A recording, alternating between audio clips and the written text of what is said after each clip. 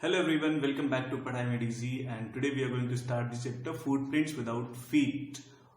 Let's find out what is there in this story and what this story is about. There were two boys, Chinku and Vinku. One fine morning, they were walking on the streets and they suddenly saw something and they were surprised. They were very much surprised to see that what is this happening. They saw a muddy footprints on the stairs, and to their surprise, after some time they suddenly saw some more footprints appearing on the stairs. Now they were totally bewildered, totally annoyed, totally surprised that, oh my god, what is this happening? How come these footprints are actually, even if nobody is walking, they can see the footprints on the stairs. And suddenly after that they saw that footprints were now going forward and it was going towards the city. Now they started following the footprints. They started following it, and after some time the footprints suddenly disappeared. They started following it, and after some times, what did they find out? The footprints suddenly disappeared. The news spread to the whole city that someone, a barefooted man, is actually walking down the street and he is not visible. He is not visible. So that's how the story began. And who is this person? This person is none other than but Griffin the scientist. He was Griffin the scientist. One day while he was experimenting, he suddenly found a very rare drug, and then he drank that drug. He consumed it, and after that, what happened? After consumption, he suddenly started being disappeared, and now he totally disappeared.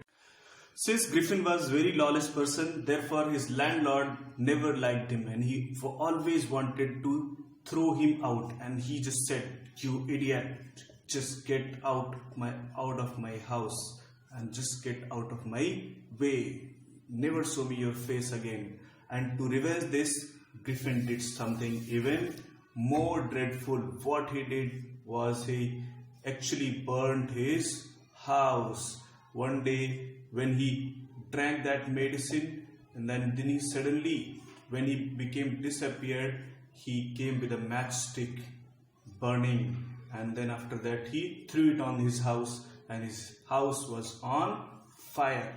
And now he was free man. Now he was totally a free man. He was totally a free man, but nowhere to go.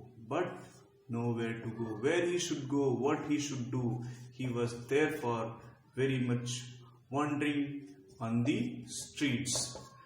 And that's how the two boys spotted him on the stairs. Since after burning the house of his landlord, he had to get away. He had to get away without being seen.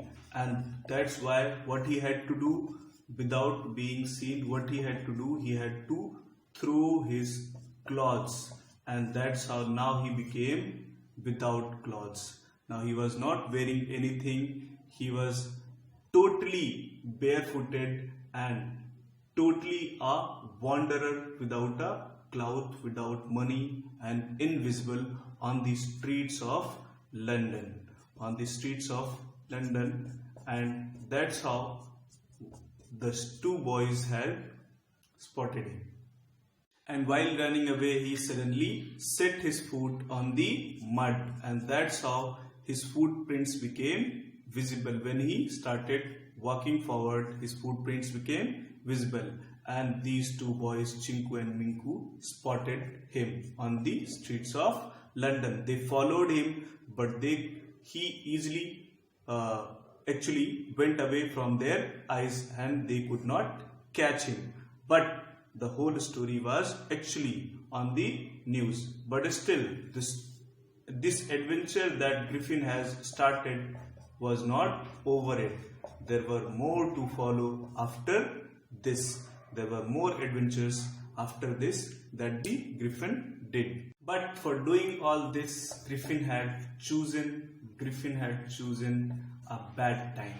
he actually did it in winter. It was winter season, and that's how all around it was very cold, and he had to find a shelter.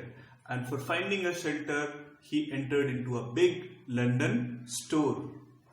Since it was winter, it was very chilly outside. It was chilly outside, and that's how he was actually needing clothes to wear. He was looking for some clothes where he could find some clothes, and this place, London store, was actually an ideal place for that, where he could find everything. And that's how when the store was closed, as the gates of the store were closed, he suddenly was now active.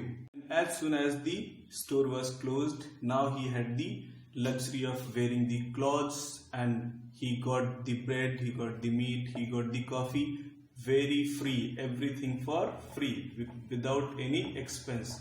He found all this in the kitchen, in the storeroom. He found the clothes. He wore a very good coat and a cap also, but his face was still invisible.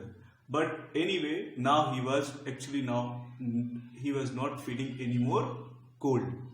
After having a good dinner, he found some sweets, he found some wine, and after that he went to sleep. And when he went to sleep, he had never imagined that in the morning he is going to be caught